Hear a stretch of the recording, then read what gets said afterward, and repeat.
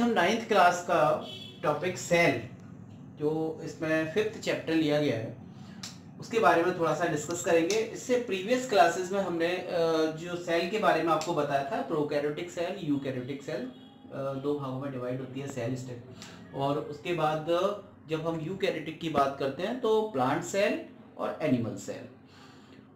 अब जो सेल का अल्ट्रा स्ट्रक्चर है, यूकैरियोटिक सेल का जो अल्ट्रा स्ट्रक्चर है, सेल के अंदर कौन कौन से ऑर्गेनेल्स होते हैं वो मैंने आपको इस वीडियो में बताया है, जिसमें जो मुख्य है उसका न्यूक्लियस, उसके बाद Golgi body, endoplasmic reticulum, lysosomes, centrosomes, mitochondria और एंडोप्लाज्मिक रेटिकुलम, ये सभी कुछ इसमें जो मेन होते हैं। इसके अलावा साइटोप्लाज्म। अब हम एक एक करके उनके जो सेल ऑर्गेनेल्स हैं उनके बारे में थोड़ी सी चर्चा करेंगे यहाँ पर इस वीडियो के अंदर। तो सबसे पहले हम लेते हैं यहाँ पर माइटोकॉन्ड्रिया को। तो माइटोकॉन्ड्रिया जो है प्रत्येक सेल में होती है और इसको हम कहते हैं power house of cell, cell का ऊर्जा गृह। क्यों कहा जाता है?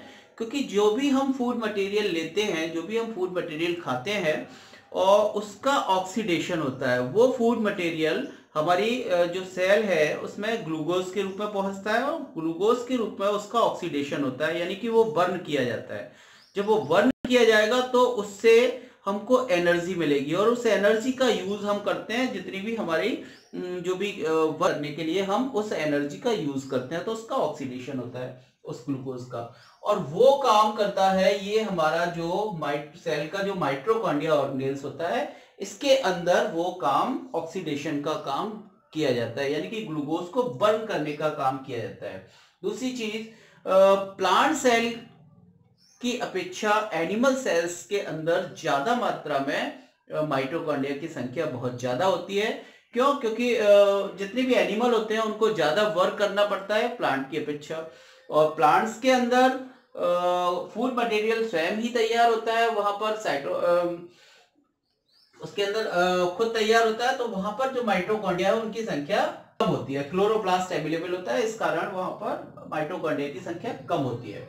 दूसरी चीज, माइटोकॉन्ड्रिया की संख्या हमारी बॉडी की जो सेल्स होती हैं उनमें भी अलग अलग होती है। कुछ सेल्स को ज्यादा वर्क करना पड़ता है, वहां पर माइटोकॉन्ड्रिया की संख्या ज्यादा होगी उस सेल्स के अंदर, और जिसको कम वर्क करना पड़ता है उसके अंदर माइटोकॉन्ड्रिया की संख्या कम होगी। और प्रोकैरियोटिक सेल या फिर हमारी जो बॉडी है उसकी आरबीसी, इनमें माइटोकॉन्ड्रिया नहीं अवेलेबल रहती। अब ऐसे ही एक पक्षियों की जो सेल्स होती है उनमें माइटोकॉन्ड्रिया की संख्या 5 लाख तक होती है, यानी कि उनको बहुत ज्यादा मेहनत करनी पड़ती है। जब वो उड़ते हैं पक्षी तो उनको बहुत ज्यादा वहां पर मेहनत करनी पड़ती है, इसलिए उसकी संख्या वहां पर बहुत ज्यादा होती है। अब यहाँ माइटोकॉन्ड्रिया की जो डिस्कवर माइटोकॉन्ड्रिया को किया हुआ था, वो किया था कॉलीकर ने 1880 के अंदर, 1880 के अंदर कॉलीकर ने इनको माइटोकॉन्ड्रिया को डिस्कवर किया हुआ था। और जो नाम दिया हुआ था वो नाम प्रोवाइड किया था बेंडा, एक बेंडा करके जो साइंटिस्ट थे उन्होंने इसका नाम प्रोवाइड किया, डिस्कवर किया था कॉलीकर ने। ये ध्यान रखने वाली बात है। दूसरा, जो माइटोकॉन्ड्रिया ऑटोनमस ऑर्गेनेल होता है, यानी कि स्वतः अपना वर्क करता रहता है, इसलिए उसको सेमी ऑटोनमस ऑर्गेनेल्स बोलते हैं। अब यहाँ पर माइटोकॉन्ड्रिया का जो स्ट्रक्चर है उसकी बात करते हैं। तो स्ट्रक्चर देखने में इस तरह का दिखाई देता है, और यहां पर एक ये बाहर की जो लेयर है वो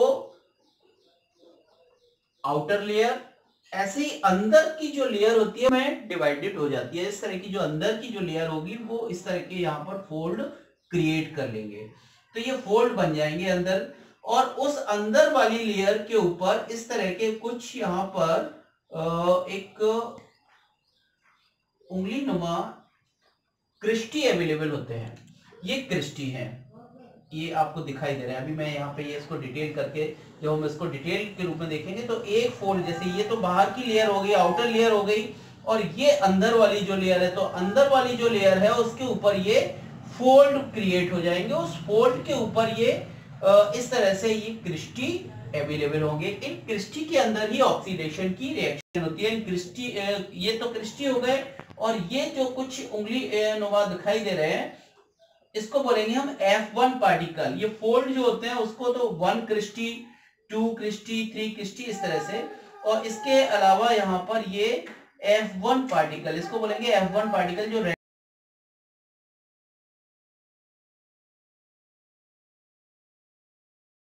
तो ये F1 जो पार्टिकल होते हैं ये क्रिस्टी के ऊपर अवेलेबल होते हैं और इनके अंदर ही ऑक्सीडेशन की रिएक्शन होती है। जो ऑक्सीडेशन होता है फूड मटेरियल का, जो ऑक्सीडेशन होता है वो F1 पार्टिकल के अंदर होता है।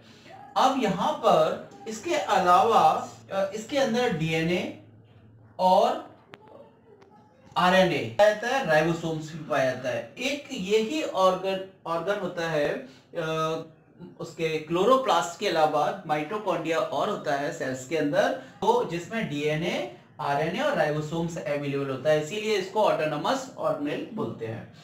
और इसके अलावा यहाँ पर 70 टाइप्स के एंजाइम पाए जाते हैं माइटोकॉन्ड्रिया के अंदर। कैल्शियम आयन और मैग्नीशियम आयन भी अवेलेबल होता है। जो इसका मैट्रिक्स होता है उसमें कैल्शियम आयन और मैग्नीशियम आयन भी अवेलेबल होता है। जो इसके अंदर एक लिक्विड भरा रहता है उसको हम मैट्रिक्स बोलते हैं। तो इस तरह से ये माइटोकॉन्ड्रिया का स्ट्रक्चर हो गया। एक आउटर लेयर है ये, इसके बाद एक अंदर वाली जो लेयर है उस पर फोल्ड क्रिएट हो जाते हैं, उन फोल्ड को कहा जाता है क्रिस्टी। और उस फोल्ड के अंदर भी एक स्ट्रक्चर दिखाई देता है, उस स्ट्रक्चर को हम कहते हैं F1 पार्टिकल।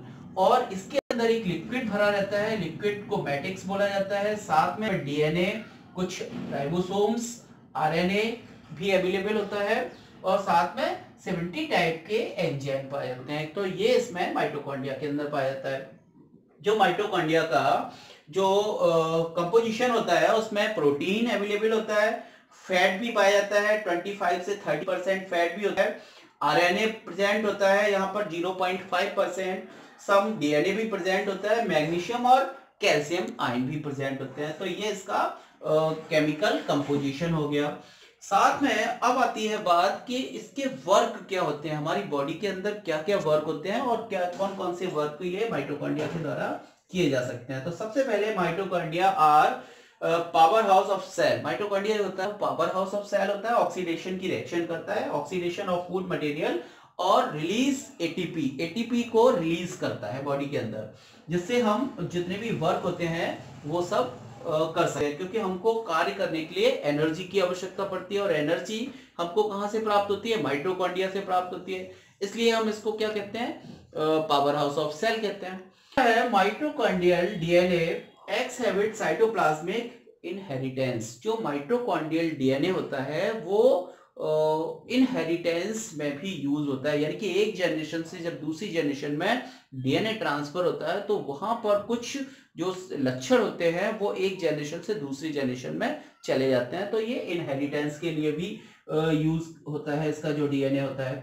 नेक्स्ट है ड्यूरिंग स्पर्मेटोजेनेसिस हेल्पफुल। जो स्पर्मेटोजेनेसिस की रिएक्शन होती है, जब स्पर्म फॉर्मेशन होता है, किसी बॉडी के अंदर स्पर्म बनने की क्रिया होती है, तो वहां पर भी माइटोकॉन्ड्रिया का यूज किया जाता है, माइटोकॉन्ड्रिया की आवश्यकता वहां पर होती है। नेक्स्ट है mitochondrial are the site of biosynthesis of some amino acid. जो बायोसिंथेसिस होता है उसमें कुछ अमीनो एसिड माइटोकॉन्ड्रिया के द्वारा क्रिएट किए जाते हैं, यानी कि जो प्रोटीन बनने की जो क्रिया होती है वहां पर कुछ अमीनो एसिड्स होते हैं वो माइटोकॉन्ड्रिया के द्वारा क्रिएट किए जाते हैं। तो ये कुछ इसके वर्क हो गए। इसके अलावा mitochondria are the synthesis of myoglobin. Haemoglobin के समय जो कुछ मायोग्लोबिन बनता का वर्क होता है। इसके अलावा होता है ड्यूरिंग oogenesis, यानी कि जो एग फॉर्मेशन की जो क्रिया होती है फीमेल के अंदर, एग फॉर्मेशन की क्रिया होती है during oogenesis mitochondria from York plates. जो यॉर्क प्लेट्स बनती हैं वहां पर वो माइटोकॉन्ड्रिया के द्वारा ही बनती हैं। तो इस तरह के ये कुछ मेन वर्क होते हैं, लेकिन सबसे जो मेन वर्क होता है माइटोकॉन्ड्रिया का वो होता है power house of cell. Cell का हम पावर हाउस कहते हैं और जो फूड मटेरियल का ऑक्सीडेशन करने का काम करता है। तो ये माइटोकॉन्ड्रिया के वर्क होते हैं। तो इस तरह से माइटोकॉन्ड्रिया का स्ट्रक्चर होगा। इसी तरह से हम एक एक करके सभी जो सेल के ऑर्गेनेल हैं वो लेंगे। तो सबसे पहले यहाँ पे हमने लिया माइटोकॉन्ड्रिया। इसको डिस्कवर किसने किया था, कॉनिकर ने डिस्कवर किया था 1880 में, और नाम इसका वेंडा प्रोवाइड किया। बेंडा ने इसको माइटोकॉन्ड्रिया नाम दिया। सेमी ऑटोनोमस ऑर्गेनेल्स होता है, डीएनए भी अवेलेबल होगा, राइबोसोम्स भी अवेलेबल होगा और आरएनए भी अवेलेबल होगा। तो इस तरह से ये सेमी ऑटोनोमस ऑर्गेनेल्स होता है और इसको पावर हाउस सेल कहा जाता है। इस तरह से ये माइटोकॉन्ड्रिया का ये स्ट्रक्चर हो गया। यहाँ पर ये आउटर मेम्ब्रेन होती है, इनर मेम्ब्रेन होती है। इनर मेम्ब्रेन को हम इसको क्रिस्टी कहते हैं, 1 क्रिस्टी, 2 क्रिस्टी, 3 क्रिस्टी और एक अंदर वाला ये क्रिस्टी। और इस क्रिस्टी के जो अंदर वाली जो लेयर होती है वहां पर एक स्ट्रक्चर दिखाई देता है। इस स्ट्रक्चर को हम F1 पार्टिकल बोलते हैं इनको, है ना। तो इस तरह से माइटोकॉन्ड्रिया का स्ट्रक्चर हो गया। अब हम लेते हैं यहाँ पर दूसरा ऑर्गेनेल,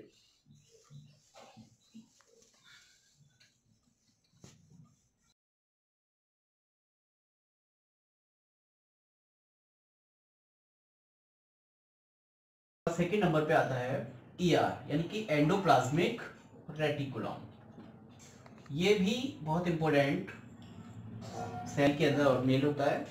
एंडोप्लाज्मिक रेटिकुलम जो है, आपने देखा जब भी कोई सेल बनती है, सेल के अंदर जो न्यूक्लियस होता है, न्यूक्लियस से लेकर जो बाहर की सेल वॉल होती है या प्लाज्मा मेम्ब्रेन होती है, वहां तक एक मैकेनिकल सपोर्ट के लिए इस तरह का एक स्ट्रक्चर दिखाई देता है, इस तरह का, है ना। जो न्यूक्लियस, ये न्यूक्लियर मेम्ब्रेन है, यहाँ पर न्यूक्लियर मेम्ब्रेन से ये सपोर्ट करती हुई लास्ट में जो प्लाज्मा मेम्ब्रेन है वहां तक जुड़ी रहती है, कनेक्ट रहती है। तो इसको हम कहते हैं एंडोप्लाज्मिक रेटिकुलम। तो ये एक तरह का जो सेल होती है, सेल को मैकेनिकल सपोर्ट प्रोवाइड करने के लिए यूज होती है। इस एंडोप्लाज्मिक रेटिकुलम को डिस्कवर किया था गार्नियर साइंटिस्ट ने। गार्नियर ने 1897 के अंदर इसको डिस्कवर किया था और इसका नाम प्रोवाइड किया था पोर्टर ने। पोर्टर ने इसको एंडोप्लाज्मिक रेटिकुलम, तो गार्नियर साइंटिस्ट जो गार्नियर थे, उन्होंने 1897 में इसको डिस्कवर किया था और इसको नाम दिया था पोर्टर ने। ये जो एंडोप्लाज्मिक रेटिकुलम होता है, ये साइटोप्लाज्मिक वस्कुलर सिस्टम भी कहा जाता है। इसको साइटोप्लाज्मिक वस्कुलर सिस्टम इसलिए कहा जाता है क्योंकि यहां से जो इसके कुछ मटेरियल होता है, लिक्विड होता है या इसके कुछ केमिकल कंपोनेंट होते हैं, वो दूसरी जगह ट्रांसफर होते हैं। उसका भी वे हम बताएंगे। तो किस तरह से वो होते हैं, तो यहाँ पर जो सबसे पहले वो endoplasmic reticulum, rough endoplasmic reticulum, rough endoplasmic reticulum से smooth endoplasmic reticulum, smooth endoplasmic reticulum से वो गोल्गी बॉडी और गोल्गी बॉडी से वो पहुंचता है लाइसोसोम्स के अंदर। तो इसलिए इसको हम वस्कुलर सिस्टम भी कहते हैं। और ये प्रोकैरियोटिक और जो ह्यूमन बॉडी की या आरबीसी जो होती है उनको, उनमें एब्सेंट होता है, उनमें नहीं प्रेजेंट होता है। इसके अलावा और सभी यूकैरियोटिक सेल्स के अंदर ये प्रेजेंट होता है। अब ये जो एंडोप्लाज्मिक रेटिकुलम होता है, ये इसके मोस्टली दो तरह का होता है। एक होता है RER और एक होता है SER। आपने RER मतलब रफ एंडोप्लाज्मिक रेटिकुलम। इससे रफ इसलिए कहा जाता है क्योंकि इसके अंदर इस तरह के डॉट डॉट डॉट यहाँ पर ऊपर कुछ राइबोसोम्स उपस्थित होते हैं। तो जिसके ऊपर राइबोसोम्स उपस्थित होंगे वो खुरदरा होगा, इसलिए उसको रफ एंडोप्लाज्मिक रेटिकुलम कहते हैं। जहां पर राइबोसोम्स प्रेजेंट नहीं होते, जैसे यहाँ पर नहीं है या इस जगह नहीं है, तो इसको हम स्मूथ एंडोप्लाज्मिक रेटिकुलम कहते हैं। स्मूथ वाले जो एंडोप्लाज्मिक रेटिकुलम है वो इस ऐसी जगह पाए जाते हैं जहां पर प्रोटीन सिंथेसिस कम होता है लिवर सेल्स के अंदर। और जो रफ एंडोप्लाज्मिक रेटिकुलम है वो इस जगह पाए जाते हैं उन सेल्स के अंदर ज्यादा मात्रा में प्रेजेंट होते हैं जहां पर प्रोटीन संश्लेषण होता है। तो इस तरह से ये दो फॉर्म में मिलता है, एक रफ एंडोप्लाज्मिक रेटिकुलम, दूसरा होता है स्मूथ एंडोप्लाज्मिक रेटिकुलम। इसके 3 पार्ट्स होते हैं। जो एंडोप्लाज्मिक रेटिकुलम है इसके 3 पार्ट होते हैं। 3 पार्ट में इसको डिवाइड किया जाता है। एक जो लंबी लंबी ये नलिकाएं जैसी दिखाई देती हैं, इसको हम कहते हैं सिस्टर्नी।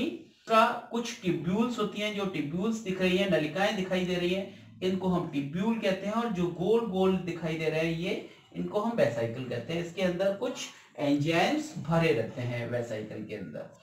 तो इस तरह से ये 3 तरह का होता है जो एंडोप्लाज्मिक रेटिकुलम है। 3 तरह का होता है, सिस्टर्नी, दूसरा होता है टिब्यूल और तीसरा होता है वेसाइकल। ओके, अब इसके यहाँ पे कुछ फंक्शन ले लेते हैं, क्या फंक्शन करते हैं ये सेल के अंदर और हमारी बॉडी के अंदर एंडोप्लाज्मिक रेटिकुलम के क्या फंक्शन होते हैं।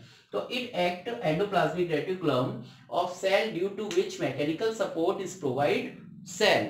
जो सेल होती है उसको एक मैकेनिकल सपोर्ट प्रोवाइड करने का काम एंडोप्लाज्मिक रेटिकुलम करता है, वो एंडोस्केलेटन की तरह ये कार्य करता है। ओके, सेकेंड नंबर है it work circulatory system and transport system of the cells. Cells का जो सर्कुलेटरी सिस्टम होता है या ट्रांसपोर्ट सिस्टम होता है उसके रूप में भी ये एंडोप्लाज्मिक रेटिकुलम कार्य करता है। और the transport of substance following direction, जो ट्रांसपोर्ट डायरेक्शंस के अंदर होता है कैसे, सबसे पहले ग्रैंडुलर ईआर, ग्रैंडुलर ईआर मतलब रफ एंडोप्लाज्मिक ईआर, उसके बाद स्मूथ एंडोप्लाज्मिक ईआर, और उसके बाद गोल्गी बॉडी, और उसके बाद लाइसोसोम्स। ओके, इसके अलावा इट है,